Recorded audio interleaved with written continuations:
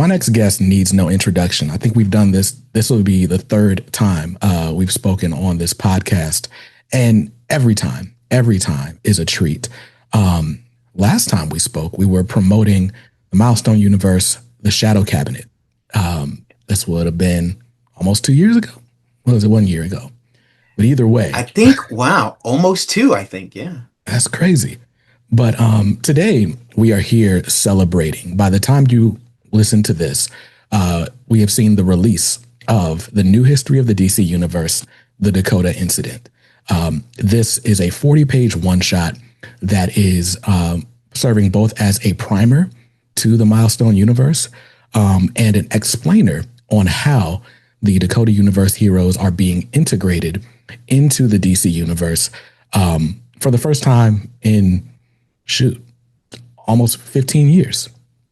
So really exciting stuff going on. And before we even dive in, I have to say, amazing job. This book is amazing. Like, bravo to you, but also to everyone else, to Stephanie and Nick and Morgan, who did a phenomenal job as kind of crafting story. And then your segment has art by Val DeLandro, who, like, I swear was just like in a room somewhere summoning the spirit of John Paul Leon and then drew these pages. Yeah. But seriously, everyone involved in this book did a phenomenal job. And so bravo to you. Thank you. Thank you. Very kind. Comics, as you know, as far as I'm concerned, is the best storytelling medium that is. And part of the reason is because the synthesis. And it's not just a synthesis of the narrative and the art, it's a synthesis of the people that come together. And everybody involved in this book put in 125%. And people that I didn't even know knew these characters. The way they portrayed these characters showed a very clear love and admiration and respect. And, if you're very lucky, if you're very fortunate, if you're blessed, you are involved in a comic book in which the whole is greater than the sum of its parts. And I truly feel that about this book. I feel like we all came together and we made something that was uniquely beyond the plan. And when I say the plan, I mean, with every person involved, the plan is to do the best work possible. But you can only control yourself. You can't control other variables, and that's part of what the editor has to do. And there's always chaos. But when this one was done, Marquise Draper sent out an email to the entire creative team. And we just all felt it. We just all felt like, wow, we have been part of something special and we're grateful for it. And so when the fans read this, and by fans, to be clear, Milestone fans, DC superhero universe fans, superhero genre fans, fans of human dramatic stories in any genre, I think they will see the love that we all brought to this for this singular mission. Definitely. I realized 5 minutes in that I neglected to tell everyone I'm speaking to Joseph Illidge, who, served as an editor at OG Milestone, has been an editor at DC Comics, has, for nearly 3 decades been just carrying the torch that is the legacy of Dwayne McDuffie and Milestone and all things that represents. And man, you are the perfect person to open up this book. Now, I'm letting you guys know right now, we're going to spoil the new history of the DC universe, the Dakota Incident. Before I do, I want to urge you to go to your shops. It is in stores right now. Pre-orders have been locked in, so whatever is on the shelf is what's there for now. Now, if you go and you listen to this on the week of release, this is coming out on Thursday, then you can go to your shop, buy up whatever shelf copies you can find.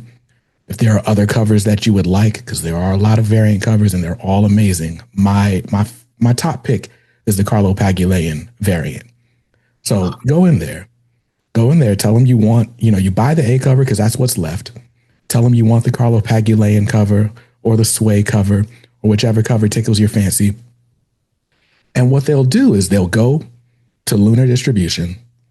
They'll see if there's any more copies available at distribution. And maybe there are, maybe there aren't, but they'll put in the order either way. And if there's enough of you that go out and try to find this book and can't find it, DC will send out a nice press release next week and saying, hey, it's going back for a second printing. All the copies are gone. It flew off the shelves. Absolute Batman is at printing number 11 right now for issue 1. So it's a thing. Go grab this book. You need it. Listening to me talk about it is not enough. You need this book for reasons we'll go into later. But yeah, so we're talking about the new history of the DC universe, the Dakota Incident. And just to go back in time a little bit, because this has been done one time before, really. So back around 2008, Dwayne McDuffie did a deal with DC to integrate the Milestone characters into the DC universe. As part of that, we got some reprints of older material, including this Static Shock trade that includes the first story arc, Trial by Fire, but then also the sort of follow-up series, Rebirth of the Cool, which is amazing. You should go read that. It's available on DC Universe Infinite. But as part of that rollout and integration into the Milestone or the DC Universe, we got this 2-issue series, Milestone Forever, which basically serves as an epilogue to every Dakota Universe story, because the original runs of those were all cut short and mostly ended on cliffhangers. So we get a sort of final word as to what happened with those characters, and we get an explanation as to how they got in the DC Universe. And we even get to play with them in the DC Universe for a little bit. Dwayne McDuffie put them in his Justice League run. So Justice League versus the Shadow Cabinet. This is the book where Icon punches Superman, and Superman has to fake like it doesn't hurt, but it definitely hurt. So that's fun.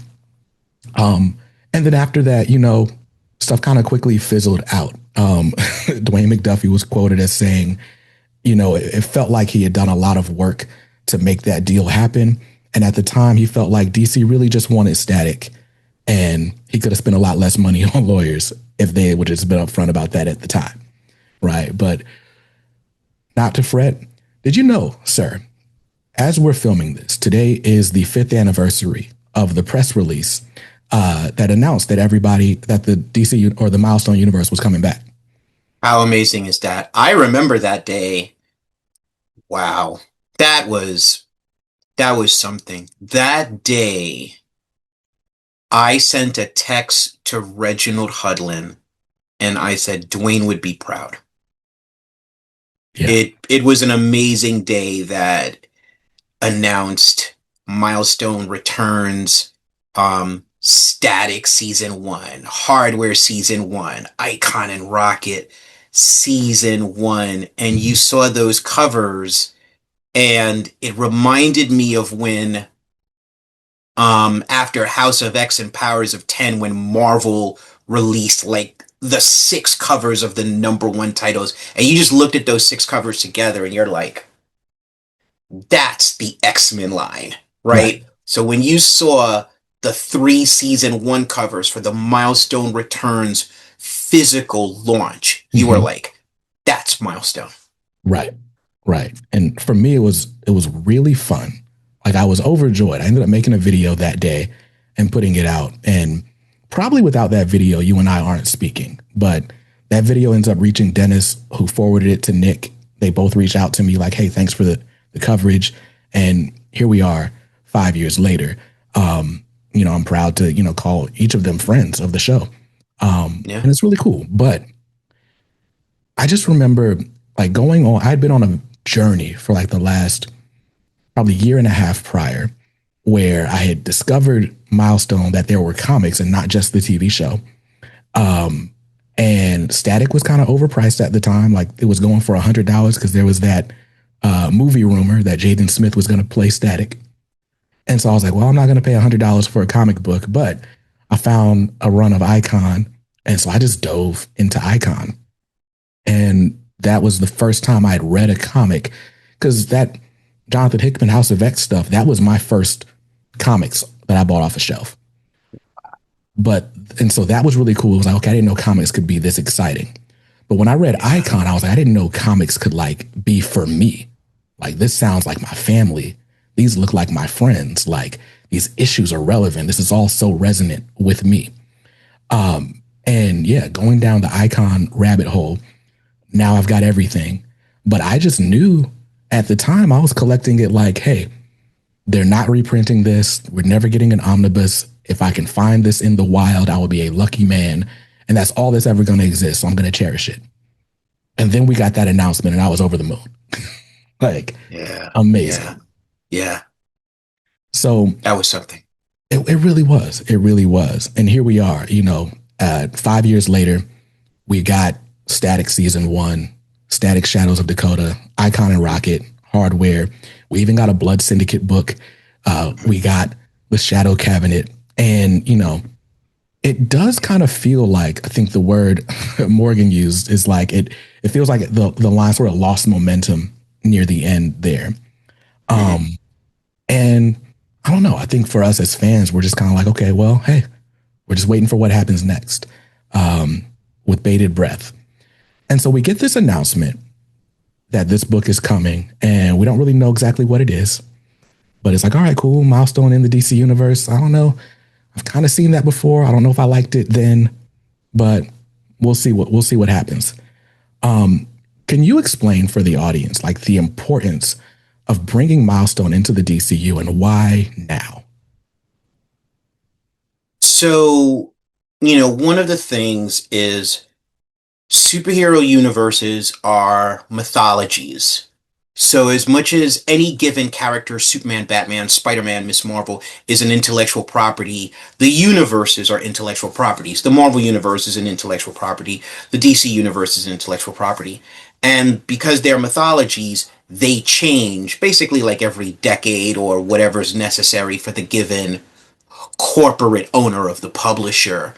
The Milestone universe is a bit more robust and frequent in terms of its rebooting. And so that is jarring for the fans because it's accelerated in relation to DC and to Marvel. The significance of the Milestone characters being in the DC universe is that they have the benefit of being part of a mythology that began in 1938 with Action Comics #1 in Superman. The DC superhero universe is such a vast legacy and landscape on which to tell these dramas, these larger than life and human dramas, that the Dakotaverse benefits from that tapestry, right? Because now they're supported by something vast and the tendrils can reach out in different ways and we can explore different types of ideas, right? So for example, think about it this way. The first iteration of Milestone had the publishing deal with DC Comics, and a number of people at the time called Milestone sellouts for having the partnership with DC Comics. But the partnership with DC Comics allowed Warner Brothers to make a Static Shock cartoon. And the Static Shock cartoon changed everything on our planet.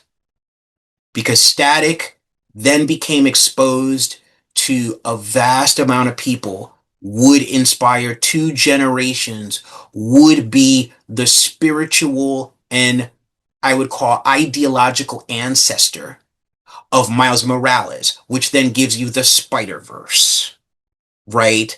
And that's all you have to know. If you know that Static Shock gave birth to the Spider-Verse, that is all you have to know about Impact, right? So these kinds of merges, these kinds of interconnected business and intellectual property relationships have great value.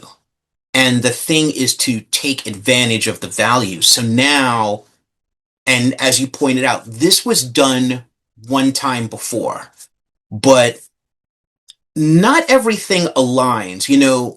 You can have, and I spoke about this recently with someone, you can have the best skilled people in an organization on a sports team, but if the timing isn't right, it will not succeed. This is a crucial moment. This is a timing thing. The right people are in the right places at the right time. And so this is the perfect timing for the fusion of the Milestone Dakota verse of superheroes and the DC universe. Yeah, I would say so. I honestly was not on board at first. Um, when we got the new history of the DC universe and we saw Icon in I think in issue 1, and then later we saw Static. Okay, they are really making it like the Milestone heroes existed in the DC universe. Mm-hmm. How are they going to explain Dakota and all the things that have happened? Mm-hmm. And then we got the teaser for the new history of the DC universe, the Dakota Incident, and I was still skeptical until I read this issue. When I read the issue, I was so surprised at how well everything fit. And I mean, kudos to everyone involved, right? Especially to Marquise and Brittany. And, with a head nod to Mark Waid as well, right? Who had just done the hard work of sort of chronicling all of the DC universe history and kind of condensing it and putting out a neat timeline and all of those things. How difficult was it to fit the Dakota universe into the DCU? Well, as you said, we had the benefit of some really great and kind minds in the room. We had Marquise Draper, who has been consistent in the shepherding of Milestone since the Milestone Returns relaunch. We had Brittany Holzer, senior editor, who runs the Wonder Woman office as a supervising presence with a keen awareness of the DC universe in relation to the new history of the DC universe series. And then we had Mark Waid, right? And there is no living human being who is a better expert on the DC universe than Mark Waid. That's just a fact, right? We have to give the man his flowers and his respect.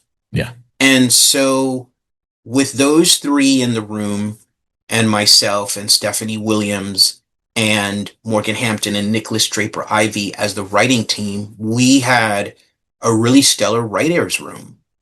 And it was really about everyone wanting to achieve the goal of making this a good book that lives up to the ethos of new history of the DC universe, lives up to the legacy of Milestone, lives up to the legacy of the DC superhero universe. There, as you pointed out, Mark had to condense a lot of time into basically 10 years.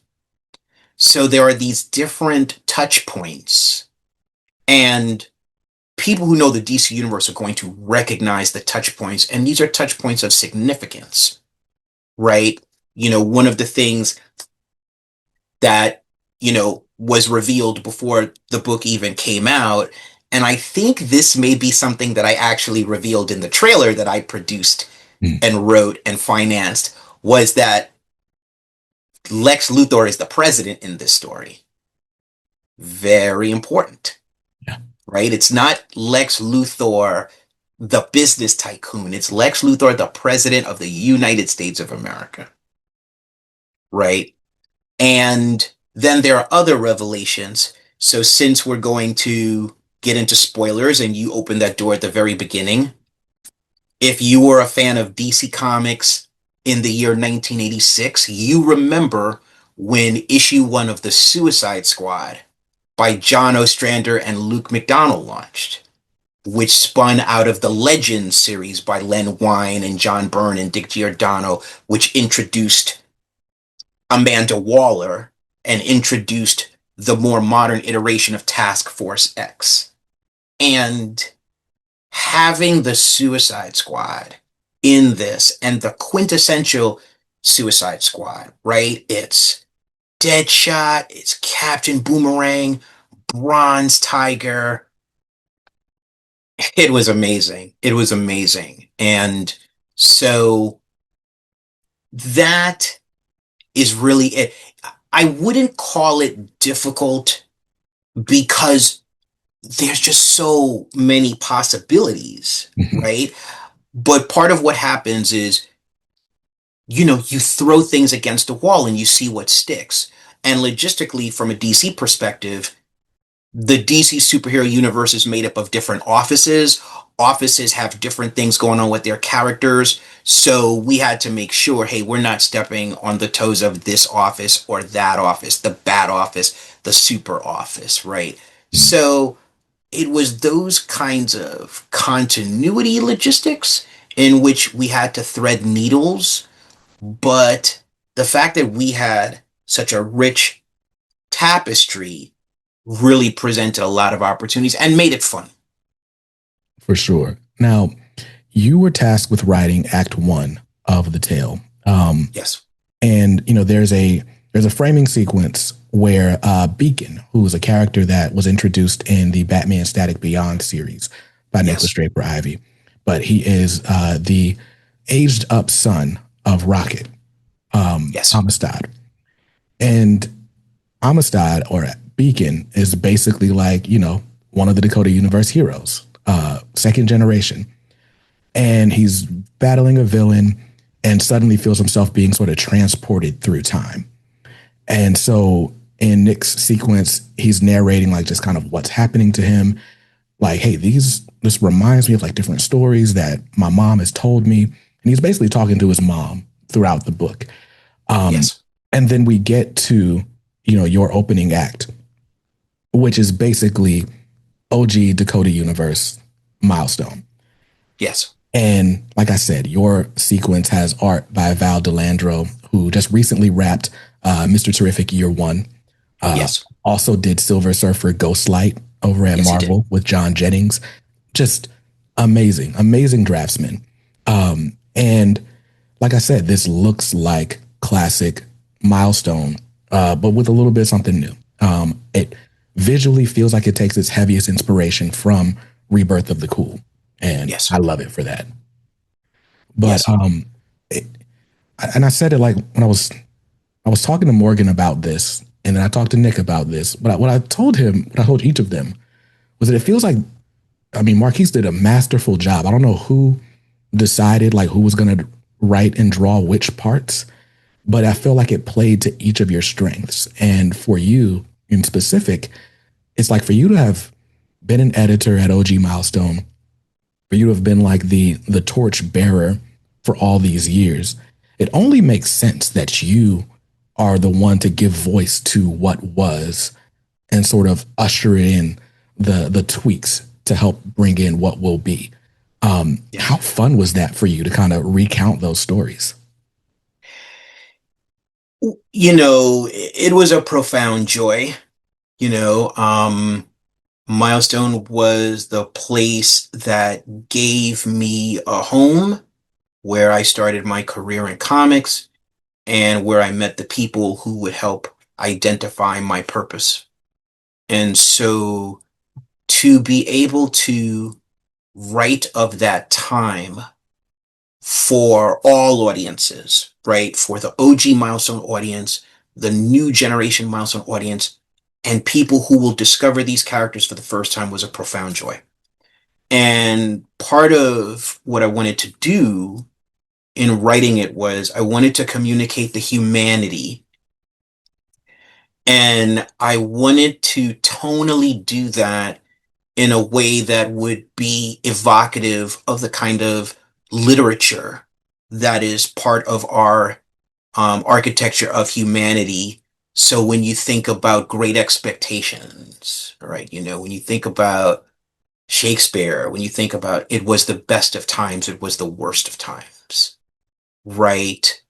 I wanted to bring that sense of wonder to this story, right? One of the things that happens is people who are used to reading superhero comics, the things become casual to them. Someone's flying, oh, well, everyone's flying, right? And everyone's leaping across rooftops. And I wanted to bring back the sense of this was a wondrous time, the birth of an age of superheroes, and what that feels like to the people and how the air becomes electrified and how hope becomes magnified. And so to be able to do that was really great. Working with Valentine Delandro, I've known Val. I think this year is the 10-year anniversary of us meeting one another because I first started talking to him. He was the co-creator, illustrator of the Image comic series Bitch Planet. And at the time, I was running the Catalyst Prime line for Lion Forged. And I hired Val to do 5 covers of a title called Summit. So you can imagine I've wanted to work with him for a long time. And so having him bring this story to life was just amazing. And to answer your questions, Marquise Draper was the one that basically cast each chapter. And he was the one that suggested bringing Val on board. And I said, man, if you could do that, I'd be over the moon. And we did go into it, I think, looking at Birth of the Cool and me looking at Dwayne's narrative voice there and Val looking at John Pauleon's aesthetic voice, Mhm. right? Because when you think about those times, there are certain images that are definitive. Um, you know, Dennis Cowan's hardware blasting out of the skylight on page 3 of issue 1, and Mark Bright's last page of Icon 1 with Icon and Rocket surrounded by the riot cops. But I think also the splash page introduction of Static, right?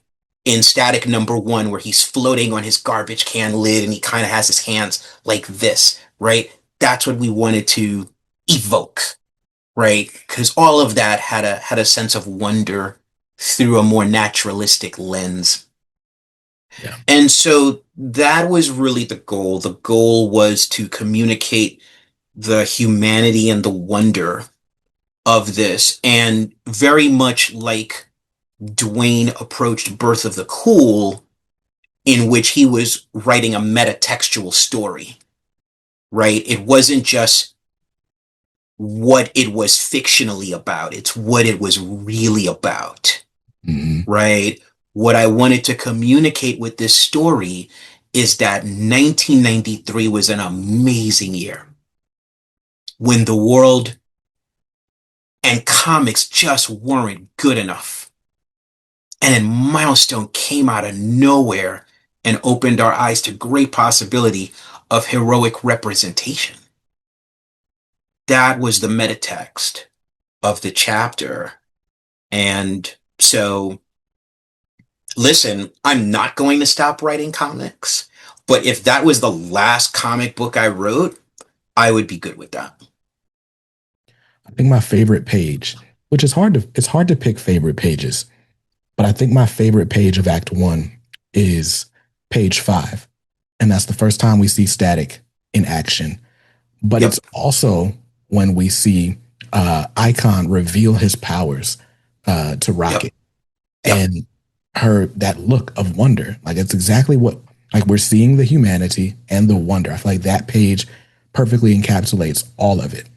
Um, yeah, and it's funny because it's like, you through Beacon, you're like Static was the first hero. yes. And like I know that factually, but for whatever reason, I never thought about it. Like, and maybe Oh, it's because Icon is the first book and Static was actually the last book to debut. right? Like, so of the original four. So I'm not even thinking like this is the first person to rise out of the Big Bang and decide to do good for good's sake, right? Right. Icon Right. had to be coerced. Hardware was on a vigilante revenge mission for a little bit and then turned good, right? Rocket Yeah. was that inspirational spark, but Static was like, no, I'm going to be heroic. And even that first trial by fire, it's one of my favorite comic openings because it's like you see basically Virgil deciding to do and be good. And then you see Static deciding to do and be good, both when Yes. faced with temptations and, all the reason in the world to choose a different path. And I'm Yes. like, that is the perfect encapsulation of what makes Virgil such a great hero. And so then, all these years later, to see the first hero is Virgil Hawkins. And it's like, that makes all the sense in the world. I love it. Yeah. Thank you. To your point, he was the first Bang baby as the people who survived and gained superpowers from the event called the Big Bang were called. But I also did meta text there because Hardware was the first Milestone hero. Mm-hmm. And Hardware was the one designed to be the flagship character. But because of the Static Shock cartoon, Static became the flagship character, right? And so Static has obviously taken on a significance that I don't think could have been foreseen, even if it was desired. I'm sure the founders in their mind said, we would love there to be a Static cartoon. But to see the impact it had, and unfortunately, Dwayne did not live long enough to see the full impact it had and continues to have. Um, Static is the tip of the spear. He is the beacon. So it made sense from a story point of view to say that, Mm-hmm. to say that the first one that would be called a hero was Virgil Hawkins, right? And then what happens is Virgil then inspires others. So basically, even though I don't say it literally, listen, readers are sophisticated, they can intuit things. Raquel Irvin can conceptualize herself and Augustus Freeman as a superhero because Virgil did it. Because there is someone in a costume in disguise. That's now possible. And so if that's possible, then it can be replicated, right? Yeah. So it's really the causality, right? And that's part of story. It's one thing creates a pivot that causes something else, that creates a pivot that causes something else. If Virgil did not take to the sky, Raquel would never have conceived Icon and Rocket, and they wouldn't have taken to the skies, right? Yeah. So that's part of it. That's amazing. And then we get the introduction of all the milestone heroes, and Yeah. then we get the first deviation from Yeah. the story that we know. Yes. And and it starts with the death or the murder of Edwin Alva. Yes. Now, again, this is a deviation. And, the last time we saw you writing Milestone, you were writing Shadow Cabinet, and Edwin Alva was like a Dr. Manhattan esque powerful being. Yes. So I would say this between that and Icon's costume, reverting to OG Icon costume, are both clues. Like this isn't necessarily the same Milestone we had before, like, slowly merging lanes. How important is the distinction? Is it important to make a distinction between what we're seeing in this one shot and what we've seen in the past? I would say it's not important to make the distinction because, again, superhero universes are fluid intellectual properties and they go through change. I think what we try to do to make it enjoyable for the fans is to say this is a fusion of OG Milestone and Milestone Returns, right? Because, and I bet you caught this, one example of that fusion would be Angela Alva exists in this continuity. Did you catch that? I didn't. That's crazy. Yeah. Go to this page with Curtis in his lab, and in the background, there's a screen that says Prodigal Alva's sister returns.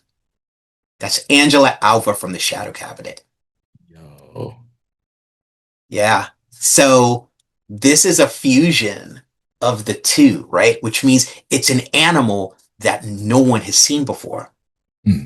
which then opens up great dramatic possibilities. Like we could bring back anything and anybody with a pivot and a remix, right? And that's part of the excitement, right? And it's the same kind of excitement that DC Comics created after Crisis on Infinite Earths. What would the emergence of Superman and Batman and Wonder Woman and the origin of the Justice League of America, what would that all look like now, right?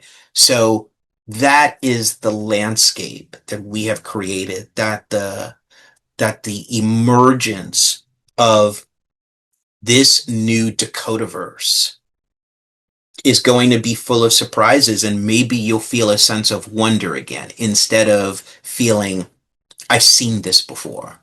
Hmm. You know, it's like the skin may be familiar to you, but it's a little different, you Yeah, know? definitely a little different. But Yeah.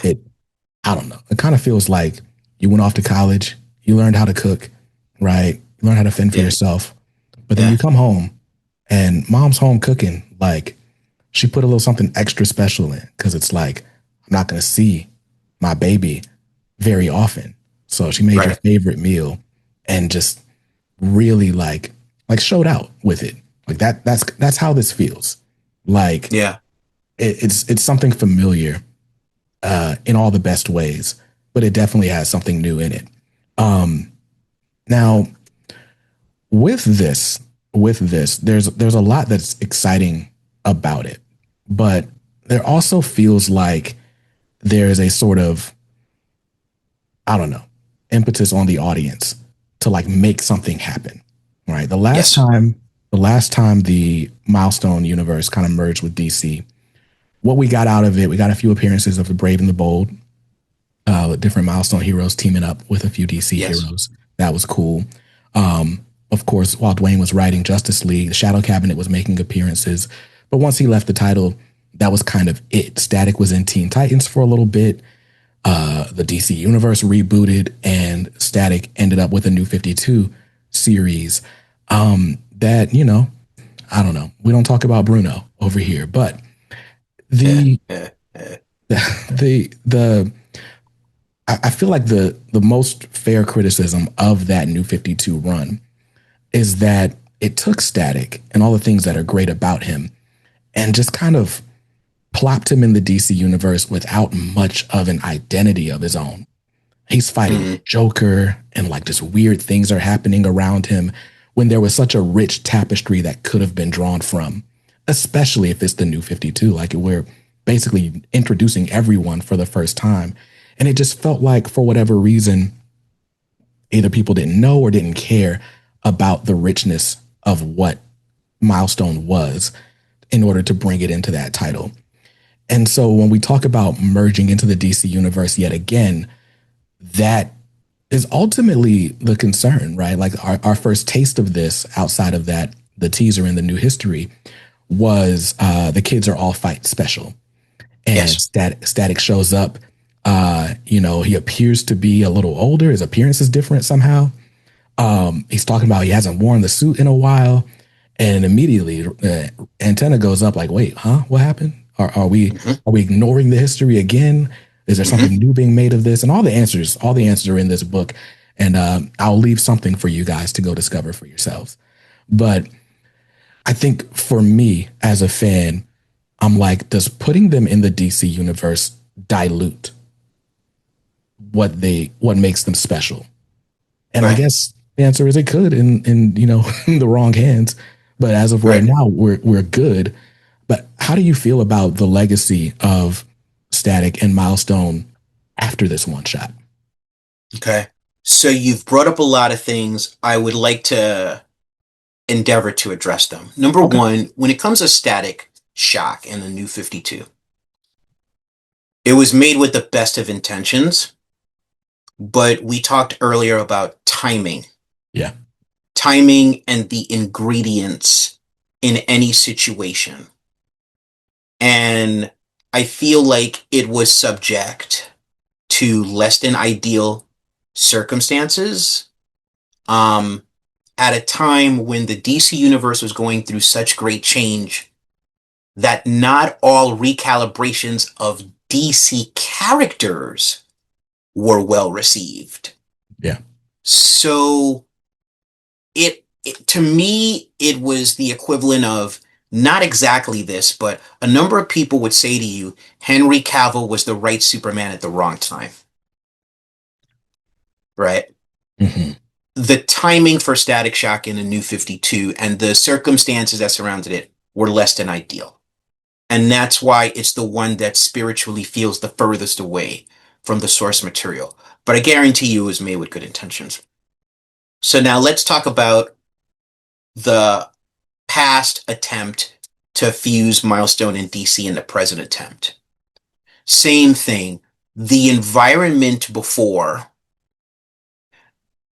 was not necessarily what I would call spiritually receptive, right? People can say that they want to make it work, and they may try to, but in here, in your spirit, if you don't understand it, if you don't see the possibility, it's not going to happen, right? So now let's talk about this present situation. We have a DC Comics that is now the number one publisher in the direct market. It is firing on all cylinders, okay? Which means this is a DC Comics of a state that is as close to pristine as it's been in some time, which means that it is best equipped for the reemergence of the Dakotaverse. Now, will that happen? We don't know. And to get really down to it, the story of the book is about the rise and the fall of the Dakotaverse and the hope that comes out of it, right? That's what it's about spiritually, right? And again, it's metatextual because everyone involved wants this version of the Dakotaverse to succeed, to fire on all cylinders. But unfortunately, we live in a world that is governed by, among other things, business and profit, right? When you're talking about companies and corporations, we make this mistake of attributing human qualities to companies and corporations. Companies and corporations take the term family and they use that to seduce people in contextualizing companies in human ways, but not in business ways. DC Comics is a business, right? And so what it's going to take for the full return of the Dakotaverse is it's going to take compelling sales that say to DC Comics, this is an extraordinary demand, right? And because of that, I put forth, with the support of my co-writers of the Dakota Incident, Nicholas Draper-Ivey, Stephanie Williams, and Morgan Hampton, I put forth the Dakota Incident 100K challenge. And that is a challenge to the comics community that we sell 100,000 copies of this book. Because if we sell 100,000 copies of this book, then a static ongoing can be demanded, not a 6-issue, 8-issue, 10-issue, ongoing. Begin the road to static 50, to static 100, because that is what is needed. Static is the linchpin. He is the tip of the spear. He is the beacon. There needs to be a static ongoing series. The character is symbolic to multiple generations. I wish to God when I was a kid in the 70s there was a static, but there wasn't. But imagine the kids who static could shape them now. He's necessary. And so there has to be an ongoing series of that character. And we have to compel DC as a publisher to do it. So if we sell 100,000 copies of this book, that data is compelling and cannot be ignored.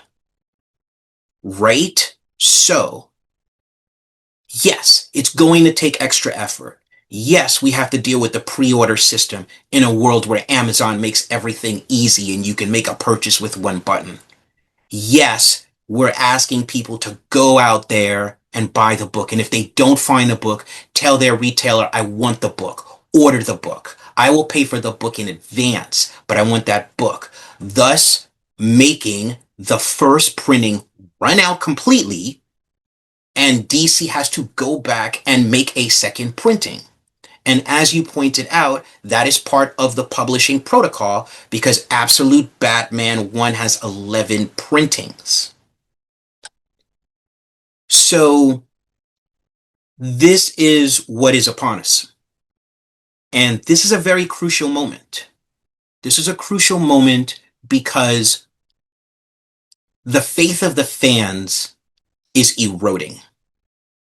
You have memes out there where the company is being called Discrimination Comics, where people are saying that black characters are only shown by the two Titanic companies in February.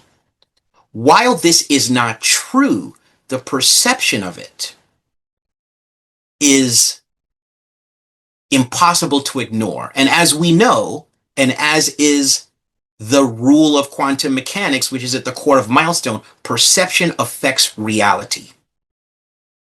If enough people perceive it to be true, it is true unless you give them compelling reason to perceive otherwise.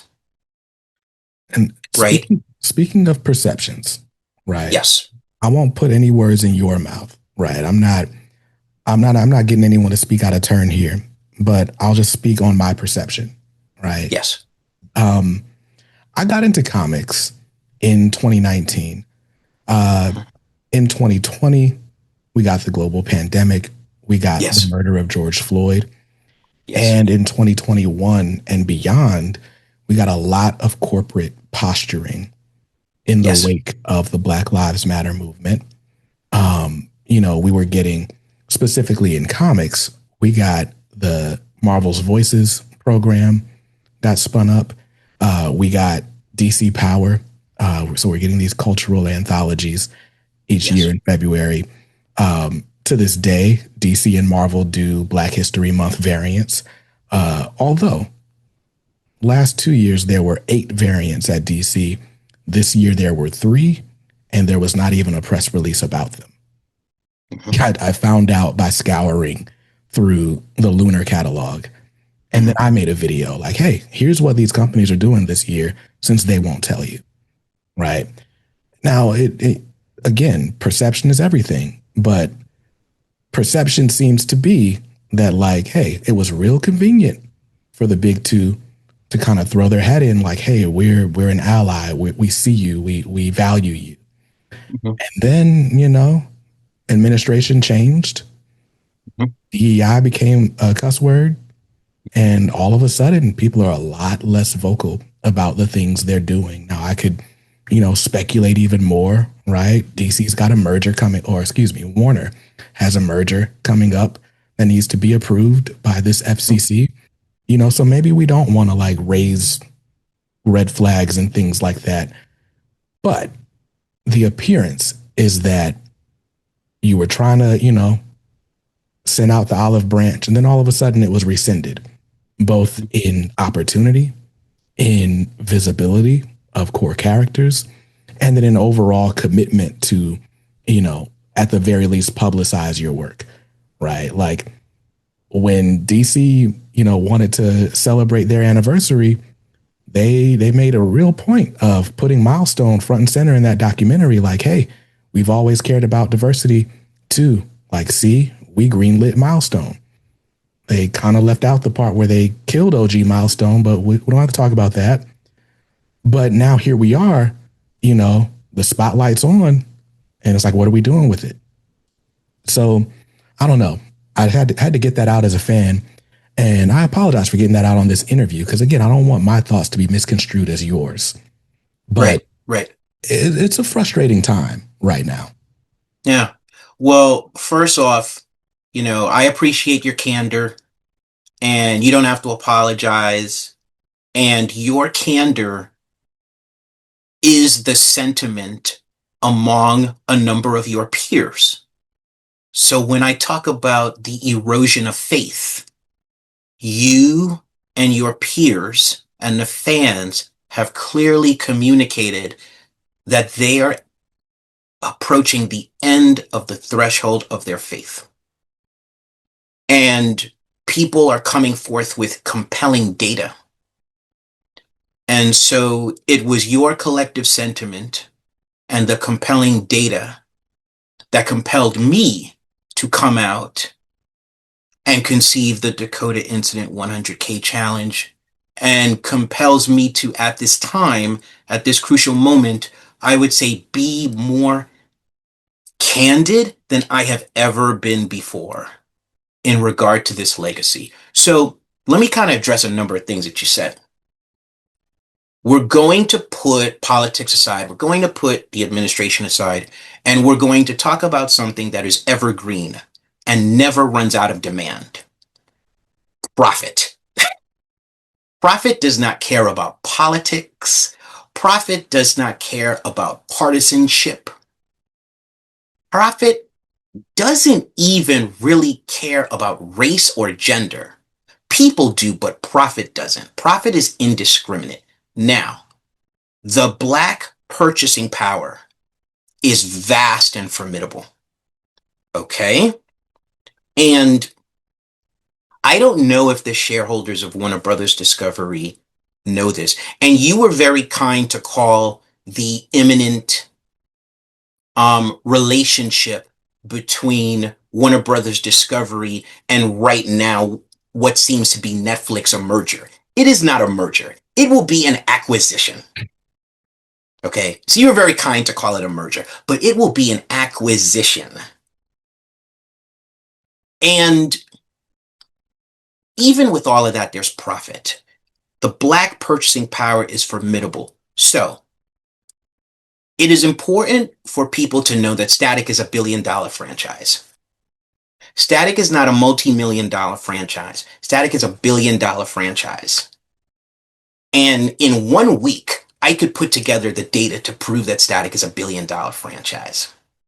So I'm not talking to you from a perspective of an opinion. I'm talking to you from a perspective of fact.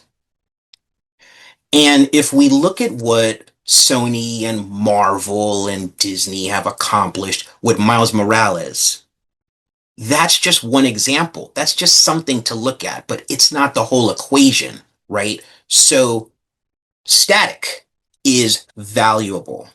Now, when you talk about DC Comics, I don't work for DC Comics. I don't have any intimate understanding of the inner machinations of DC Comics, but I will tell you this is the popular sentiment among creators, that DC Comics is an ethical company, right? There are creators who were done with DC who have come back because they feel that they will not be in peril.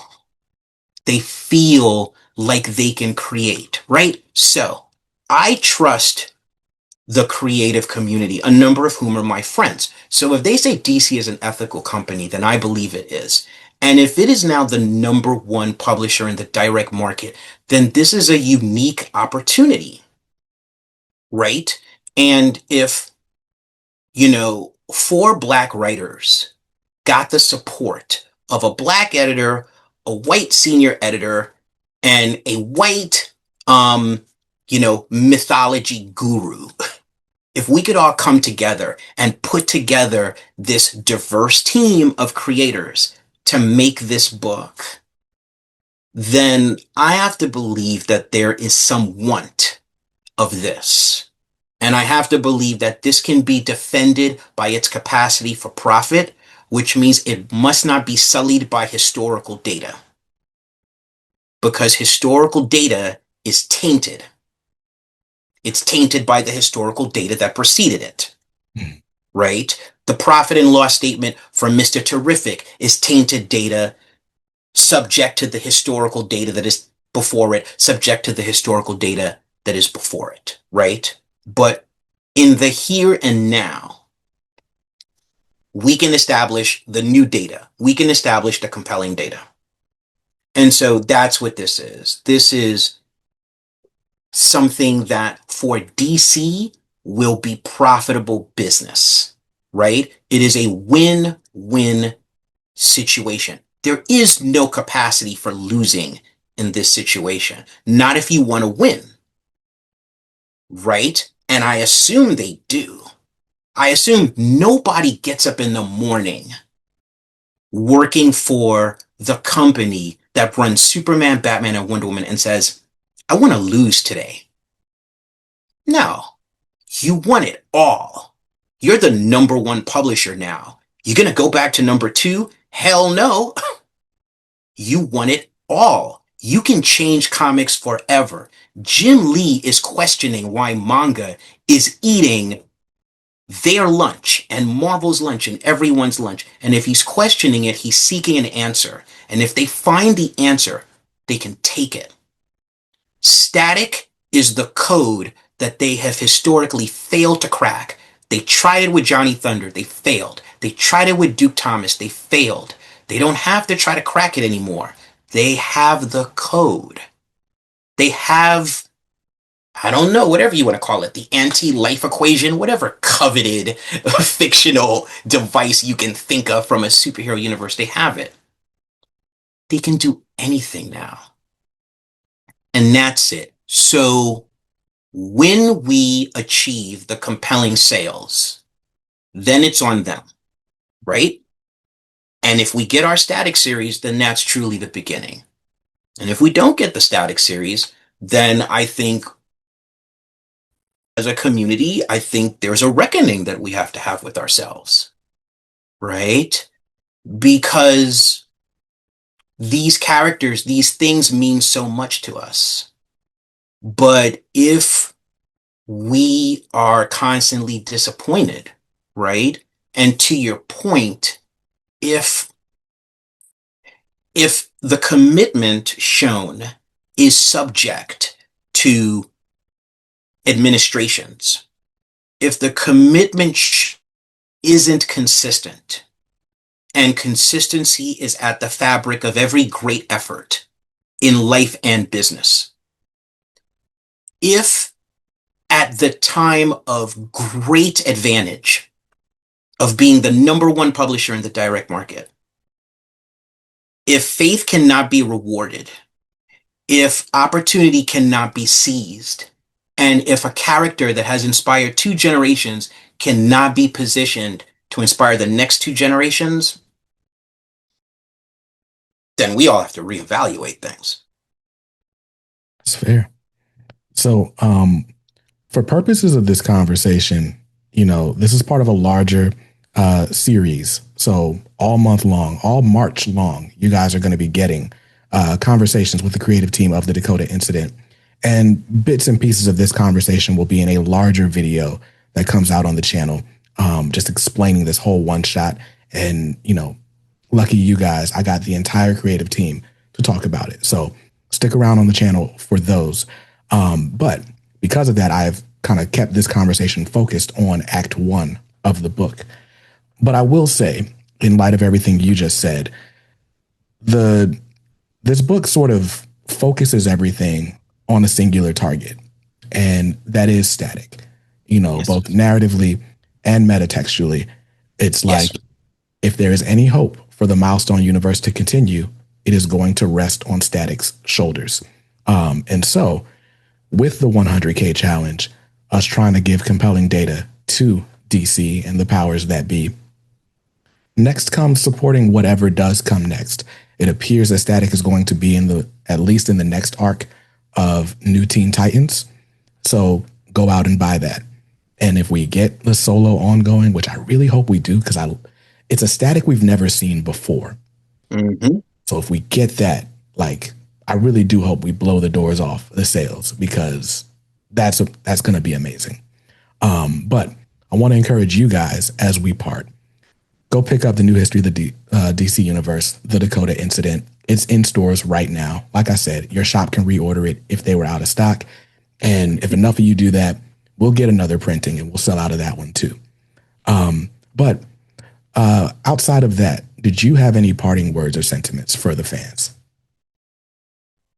You know, what I really want to say to everyone is we hear you, and everyone who is a member of this team, you know, brought the best of ourselves to this, right? And we brought the best of ourselves to this for comics, for the characters, for the founders, for those members of the Milestone family who are with us and those who are gone, and for you. So we hope you enjoy it. And, you know, we hope we can build the future from here. Awesome. Awesome. I think that's a great parting sentiment. So you can follow Joseph on social media. I'll leave links to his profiles in the description down below. And you've launched a new endeavor as of late. Can you tell the fans what you're doing now? Yes. So I have a company called Illuminous LLC, and Illuminous is dedicated to helping ambitious entrepreneurs introduce their original IP to the world in the form of comic books and graphic novels. And I've been an editor for a number of decades now. You know, started at Milestone, worked on Batman, Heavy Metal, Valiant, the whole ball of wax. And so this is me taking my editorial skills. This is me taking the mission of Milestone of empowerment and taking it to the next stage with this company. And part of what I have been doing recently is on TikTok. I've been doing a number of 60-second videos in which I give tips about developing comics IP, writing, choosing artists, business, and engaging the road to creating the next generation of amazing comic book characters and intellectual properties, and empowering yourselves as creators and business people. And so that is a major endeavor right now, in addition to writing and in addition to, you know, just living and trying to find joy and trying to be of purpose in this world. And that's the continuation of the mission. The mission that was started at Milestone for me is never ending. You know, and this is the next iteration of it. Nice. Well, listen, you've carried it well, up to this point. And so I have no doubt that you will continue. And I'm really excited. Even, we didn't get into it here, but this generation that's come after, right? Kind of in the person of the creative team for this book, like, this is a new crop of creators inspired by what was and blazing and forging new paths between them and all the crazy success that we've seen with Unique Studios and yes, Manu, like 100%. Roy Coupe and what he has accomplished, and the people that got brought together to create Ianu, Child of Wonder, absolutely brilliant. Amazing. So yes, yeah, the future's in good hands. I'm really, really excited about, our contributions to the landscape. and the new generations that we'll inspire, as artists and creatives. So thank you for being someone that we can go to learn about the past, to get insight into the present, and ultimately shape the future. Like, seriously, all of the flowers. You're welcome. I appreciate it. Thank you so much. No problem at all. And with that, that was Mr. Joseph P. Illidge, founder over at Illuminous, doing great things, writer of Act 1 of The New History of the DC Universe, The Dakota Incident, in stores now. You should go grab it, and let me know what you thought about it in the comments of this video. I'll see you there. And until then, stay safe, stay awesome, and read something dope today. Peace.